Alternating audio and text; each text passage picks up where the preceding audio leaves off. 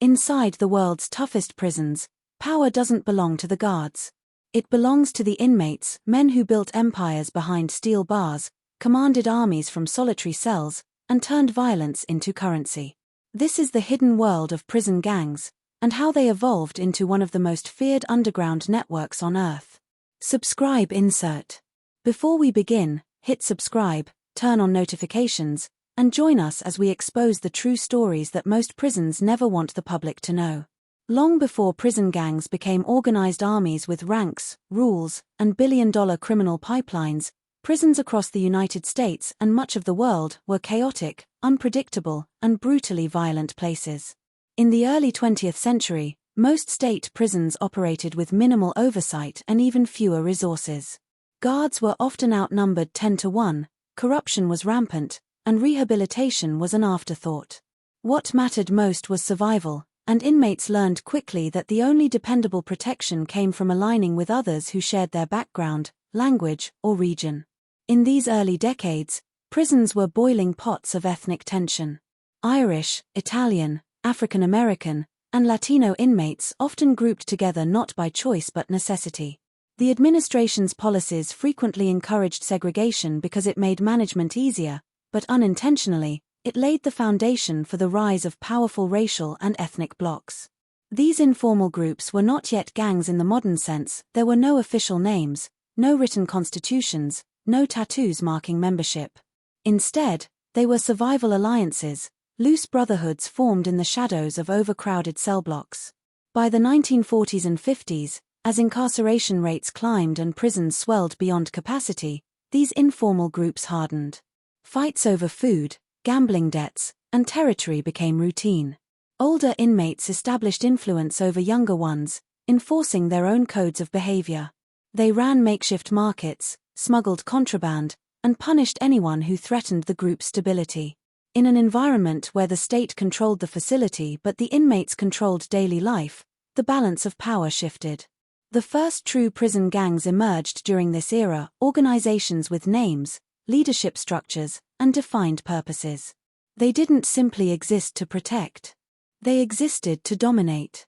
The Mexican Mafia, founded in 1957 inside the dual vocational institution in California, is widely considered one of the earliest and most influential. What began as a group of young Latino inmates seeking protection and unity quickly transformed into a militarized hierarchy with strict discipline and long-term goals. Likewise, African American and white inmate groups such as the Black Guerrilla Family and Aryan Brotherhood formed during the turbulent 1960s, drawing inspiration from the political and racial tensions unfolding outside prison walls. As these groups developed, prison power dynamics changed forever. Inmates were no longer just individuals trying to survive, they became part of strategic organizations capable of influencing riots, controlling drug routes, and even issuing hits both inside and outside the facility. These gangs introduced codes of silence, allegiance, and brutality. Betrayal meant death. Loyalty meant lifelong commitment. What made these early gangs so effective was their ability to operate with near-total autonomy. Prison administrators underestimated them at first, viewing them as nothing more than troublemakers. But in reality, these emerging gangs were adopting structures that mirrored paramilitary organizations: generals, lieutenants, soldiers, and operatives. Orders could be passed down through coded messages, smuggled notes known as kites, or even spoken through air vents between cells. The conditions of the era helped them grow.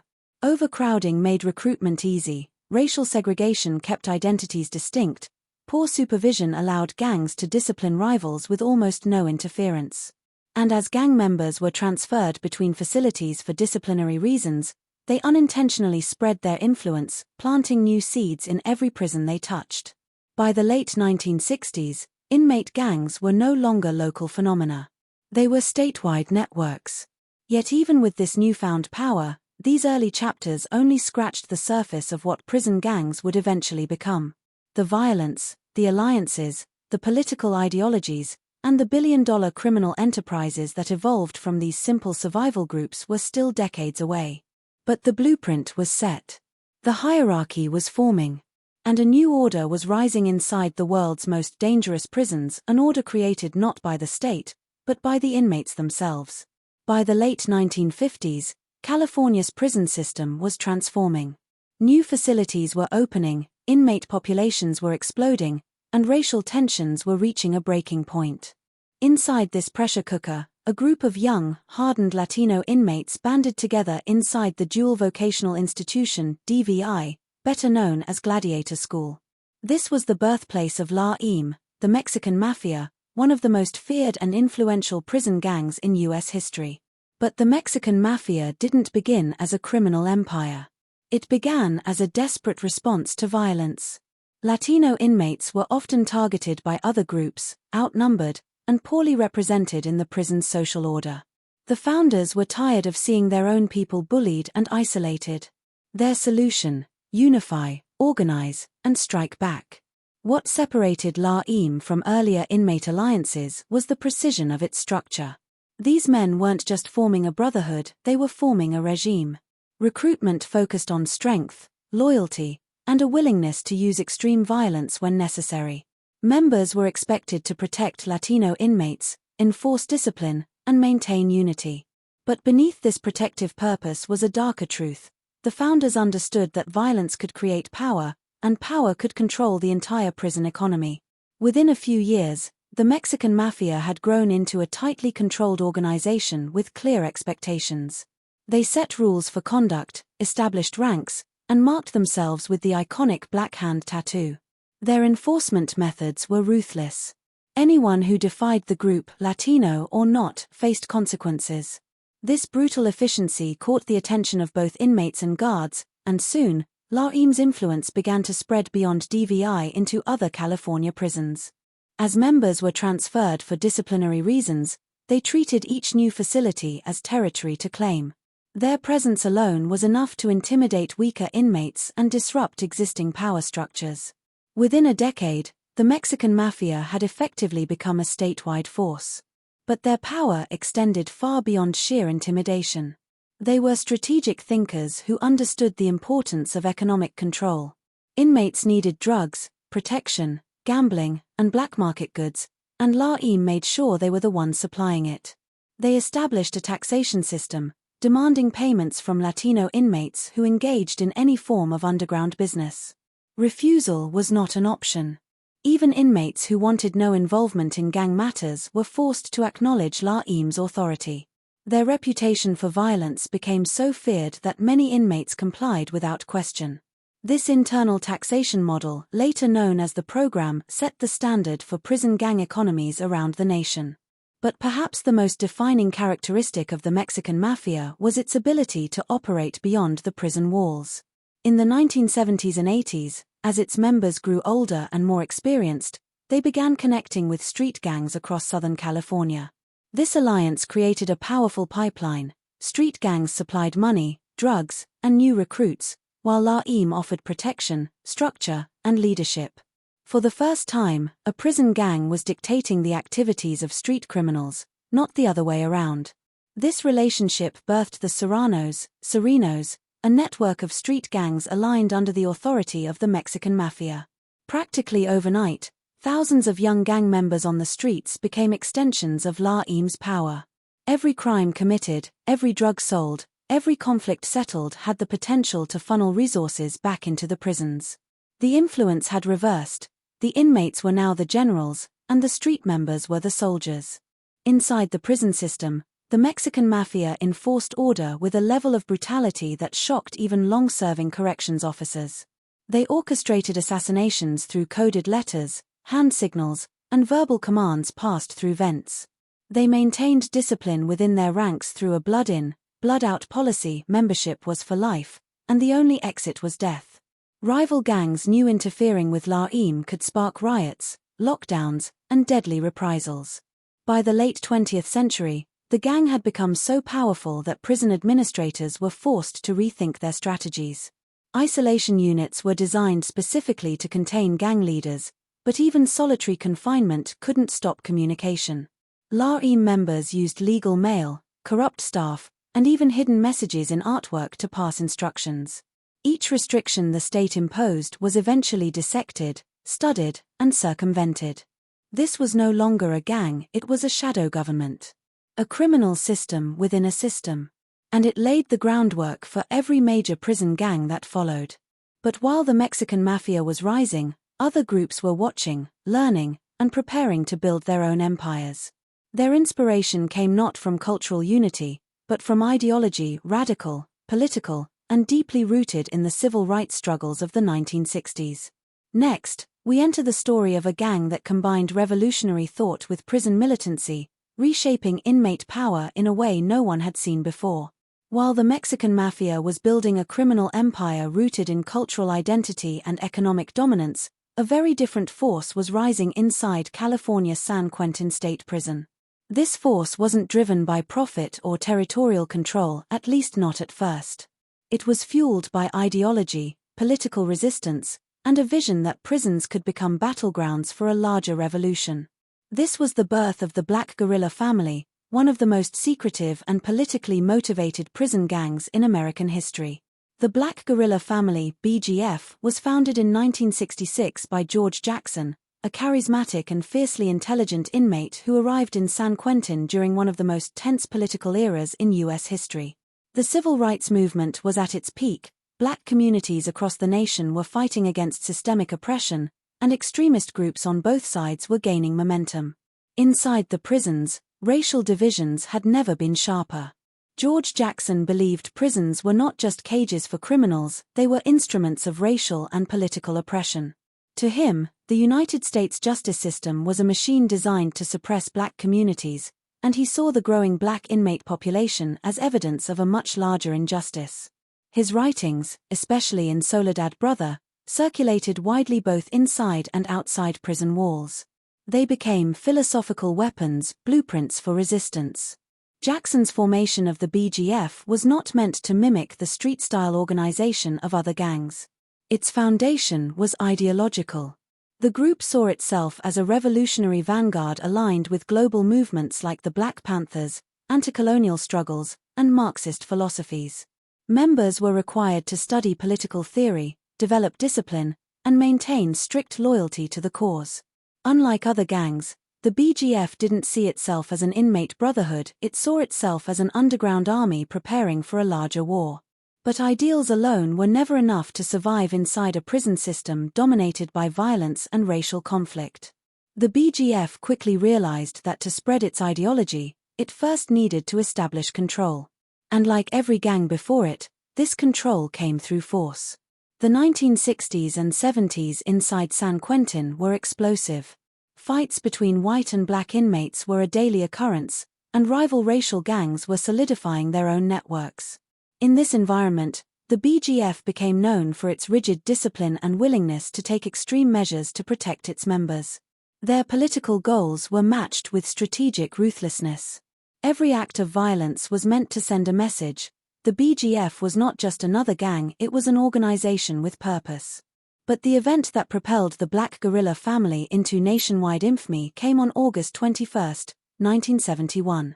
George Jackson, armed with a smuggled gun, attempted to escape San Quentin.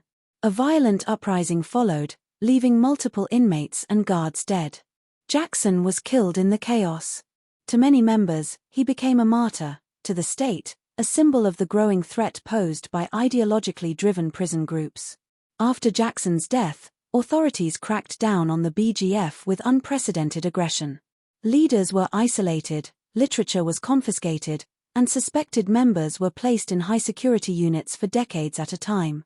But the crackdown had an unintended consequence: it spread the BGF's influence. Transfers to other facilities served as a pipeline, just as they had for the Mexican Mafia. Anywhere a dedicated BGF member was sent, the teachings of George Jackson went with him. The group's ideology continued to evolve, mixing revolutionary theory with the practical demands of prison life.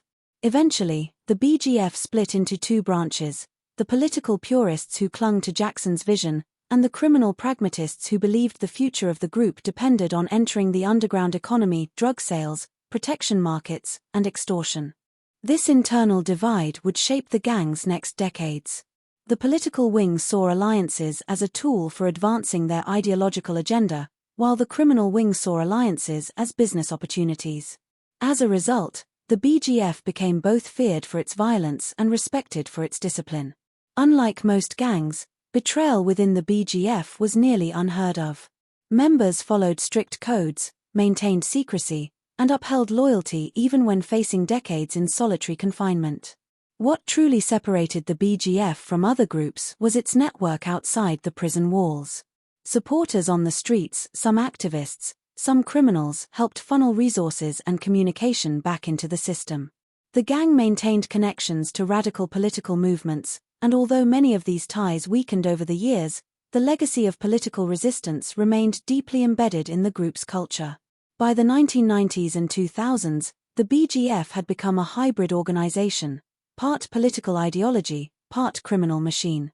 Its members held influence across multiple states, often operating from behind bars long after their ideological founder was gone. Even today, the BGF is considered one of the most secretive prison gangs in America, with layers of hierarchy and coded communication methods that few outsiders fully understand. But where there is power, there is opposition. And as these ideologically fueled groups grew stronger, a new, brutal, and far more decentralized enemy emerged. An enemy built around racial supremacy, extreme violence, and militant brotherhood. Next, we enter the rise of a gang that reshaped American prison violence through its ferocity and uncompromising loyalty. By the time the Mexican Mafia and the Black Guerrilla Family had risen to power, the racial climate inside U.S. prisons was a powder keg. Latino and Black gangs had expanded aggressively. Violence was escalating. And white inmates, often fragmented, disorganized, and outnumbered, were struggling to survive in a rapidly shifting prison hierarchy. From this growing tension emerged one of the most feared, violent, and secretive prison gangs in American history. The Aryan Brotherhood, known to members simply as the Brand. What began as a loose white inmate clique in the 1960s at California's San Quentin State Prison quickly evolved into a ruthlessly effective criminal syndicate. Where the Black Guerrilla Family found purpose in ideology, and the Mexican Mafia sought cultural unity and economic power, the Aryan Brotherhood fused both political extremism and criminal strategy into a singular militant identity. Their origin story was not born from ideology alone. It was born from fear. White inmates, though not the majority in all prisons, found themselves increasingly isolated as rival groups solidified their own forces. Violence against them was common, and they lacked authority figures willing to stand up for their safety. In this environment, a small group of white inmates, many heavily influenced by neo-Nazi symbolism and extremist ideology, decided to unify and fight back. The early Aryan Brotherhood adopted Nazi imagery such as swastikas and SS lightning bolts, not only for ideological signaling but also to project intimidation. They wanted other inmates and guards to understand their message clearly. They were not afraid of war. In fact, they welcomed it. But the brutality of the Aryan Brotherhood was not just a response to racial tension, it was a strategy for survival and dominance. The founders believed that extreme violence was the only language inmates universally respected. They embraced a kill-first mentality, famously declaring, "We are the tip of the spear." Within a short time, they became known for carrying out some of the most infamous prison murders in California's history. And like the Mexican Mafia, the Aryan Brotherhood quickly learned that violence alone was not enough. To thrive, they needed structure. They created a military-style hierarchy with shot callers, soldiers, and associates. Every member took a blood oath to the gang, a commitment sealed for life. There was no retirement, no resignation. Anyone who attempted to leave became a target. Their extreme loyalty and violent reputation made recruitment selective but effective. Prospective members had to prove themselves through violent acts, assaults, stabbings, or hits ordered by senior members. This harsh initiation process created a group filled not just with loyalists but with men already accustomed to spilling blood for the cause. Although rooted in racial ideology, the Aryan Brotherhood quickly realized that pure ideology wasn't enough to sustain long-term power. Money was essential. And in prison, money flowed through drugs, gambling, extortion, and protection markets. The Brotherhood immersed itself in the underground economy, forming alliances even with rival gangs when profit outweighed ideology. Outsiders were shocked to learn that the Aryan Brotherhood, a white supremacist organization, at times collaborated with Latino gangs like the Mexican Mafia on drug smuggling and mutual protection agreements. But inside prison, ideology bends to survival and profit. The Brotherhood understood that temporary alliances could lead to permanent advantages. Their influence was so strong that even when members were placed in solitary confinement, some for decades, they continued to orchestrate hits, run drug operations, and communicate through coded letters and corrupted staff. Investigators discovered that Aryan Brotherhood members, isolated behind concrete walls, were coordinating murders in multiple states and supervising drug distribution networks on the outside. By the 1980s and 90s, the Brotherhood had expanded far beyond California. Federal prisons, especially high-security facilities like USP Marion and later ADX Florence, became new battlegrounds for their rise. Here, the gang transformed into a national force. Members who once operated in small cliques were suddenly interacting with hardened criminals from across the country, absorbing new tactics and new connections. Federal prosecutors grew increasingly alarmed. The Brotherhood had become a decentralized, hard-to-dismantle organization capable of ordering assassinations with minimal communication. Their involvement in high-level violence, including the infamous 1983 Marion prison murders, forced the federal government to redesign its entire Supermax strategy. Even after brutal crackdowns, racketeering trials, and decades of solitary confinement for key leaders, the Brotherhood's influence persisted. Unlike street gangs that depend on neighborhoods or territory, the Aryan Brotherhood's power structure was built to survive confinement. A single coded message could keep operations running for months. But while these three major gangs, the Mexican Mafia, the Black Guerrilla Family, and the Aryan Brotherhood, were shaping the future of prison power, a new kind of chaos emerged in the 1980s and 1990s, the rise of decentralized, explosive street gangs entering the prison system in massive numbers. These were not ideological soldiers. They were young, unpredictable, and deeply embedded in America's urban warfare, the Bloods, the Crips, and countless independent street crews. And when they entered prison, they brought their wars with them. By the 1980s, prisons across the United States were no longer controlled only by structured, ideologically rooted gangs like the Mexican Mafia, Black Guerrilla Family, or Aryan Brotherhood. A new kind of inmate was arriving in massive numbers, young, aggressive, and shaped by the brutal realities of America's street-level gang wars. These were members of the Bloods, the Crips, and dozens of smaller factions whose identities were forged not in prison yards but in the alleys of Los Angeles, Compton, Watts, and South Central. The rise of these street gangs inside the penitentiary system marked a turning point. For decades, prison gangs were older, disciplined, and carefully organized. Their power came from structure and strategy. But the incoming wave of gang-affiliated inmates brought a different kind of violence, impulsive, retaliatory, and fueled by long-standing rivalries.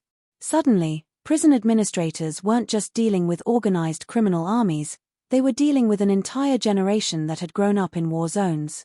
The Bloods and Crips began forming in the 1970s on the streets of Los Angeles, largely as neighborhood-based protection groups. But as drug money, weapons, and intergang conflicts escalated, their identities hardened into powerful street organizations.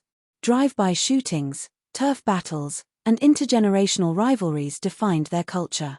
By the time members of these groups were being arrested for serious offenses, murder, armed robbery, drug trafficking, they were already seasoned in violence. And prisons were unprepared for the storm they brought inside. At first, prison administrators believed the Bloods and Crips would simply be absorbed into existing racial power structures. White inmates would fall under the Aryan Brotherhood, black inmates would be pressured by the BGF, and Latino inmates would gravitate toward the Mexican Mafia or Nuestra Familia. But that assumption was wrong.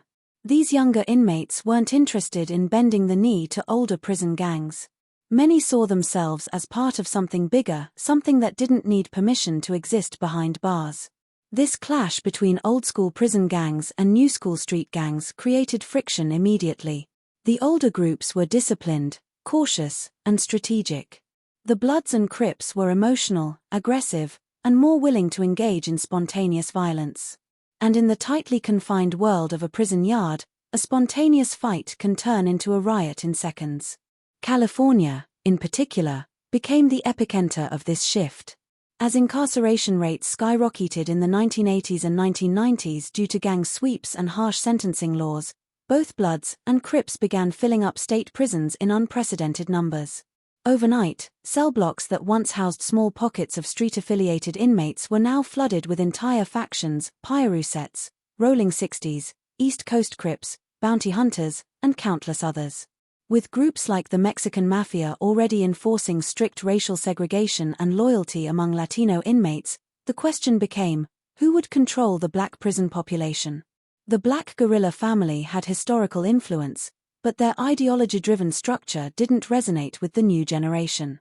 Many Bloods and Crips respected the BGF but didn't see themselves as soldiers in a political war. They saw themselves as members of neighborhood tribes fighting for identity, loyalty, and respect. This created an unusual dynamic inside the prisons. Bloods would often align with other blood sets regardless of their street rivalries. Crips would do the same. But unlike the Latino population, which unified under the Mexican Mafia, the black inmate population was divided and unpredictable. Unity was temporary, and conflicts could reignite at any moment. Prison authorities were forced to adapt. They began housing certain sets separately, creating segregated units to prevent large-scale violence. But the strategy backfired. Housing members of the same set together often strengthened their leadership, allowing younger inmates to bond, recruit, and reinforce their identity. What administrators thought would reduce conflict instead gave rise to more powerful internal structures. Meanwhile, the Mexican Mafia capitalized on the chaos. Seeing opportunity, they began charging rent to both Blood and Crip members who operated drug or contraband markets inside. Failure to pay resulted in violent consequences. Some Bloods and Crips reluctantly agreed to these terms. Others pushed back, igniting conflicts that rocked multiple facilities. But where the older prison gangs underestimated the new generation was in one critical area: numbers. For the first time in decades, prison populations included thousands of inmates already loyal to pre-existing street gangs. Their influence wasn't limited to one facility, it was statewide. And because Bloods and Crips existed across hundreds of neighborhoods, they were harder to control, less centralized, and more dynamic than the structured prison gangs of the past. Yet despite the tensions, something unexpected began happening by the early 2000s. The Bloods and Crips, forced into close quarters by incarceration, started forming alliances that would have been unthinkable on the streets. Old rivalries blurred as they faced common threats: powerful prison gangs, harsh lockdown policies, and racial segregation rules that grouped all black inmates together. Inside these walls, a strange paradox emerged. Men who would have killed each other in south-central shared cells, shared contraband routes, and sometimes even shared alliances. The necessity of survival changed everything. This shift didn't eliminate violence, but it changed its purpose. The Bloods and Crips, once purely street-based organizations, started developing their own prison-based structures. Shot callers emerged. Factions unified. Operations stabilized. They were becoming what the older prison gangs had been for decades: organized, strategic, and capable of exerting influence both inside and outside the walls. But the story doesn't end with the Bloods and Crips. Their arrival marked the beginning of a new era, an era where prisons were no longer controlled by a handful of dominant groups but by a complex web of alliances, rivalries, and economic interests. And out of this evolving landscape emerged another powerful force, a gang born from betrayal, rebellion, and one of the deadliest splits in prison history. In the end, the evolution of prison gangs is not just a story about violence, it's a story about power. From the early days of chaotic cell blocks to the rise of militarized organizations like the Mexican Mafia, Black Guerrilla Family, and Aryan Brotherhood, from the explosive arrival of the Bloods and Crips to the decentralized networks of today, one truth remains. Prisons do not just house criminals. They create leaders, armies, and empires. Some driven by ideology. Some by survival. Most by power. These gangs have shaped prison culture for more than half a century. They've influenced street violence, controlled drug pipelines, ordered hits across state lines, and built underground economies worth millions. And despite decades of crackdowns, Supermax isolation, and nationwide gang task forces, they continue to evolve, adapting, rebuilding, and spreading influence in ways the system struggles to anticipate. Behind the razor wire and concrete walls, a world exists that few ever see. A world where loyalty means life, betrayal means death, and every decision carries a price. A world that mirrors society's failures, its inequalities, its violence, and its unbreakable human drive for power and identity. If this documentary opened your eyes to the hidden systems operating inside America's prisons, don't leave without showing support. Make sure you like, comment your thoughts, and subscribe for more deep, factual stories about crime, prison culture, and the unseen forces shaping our world.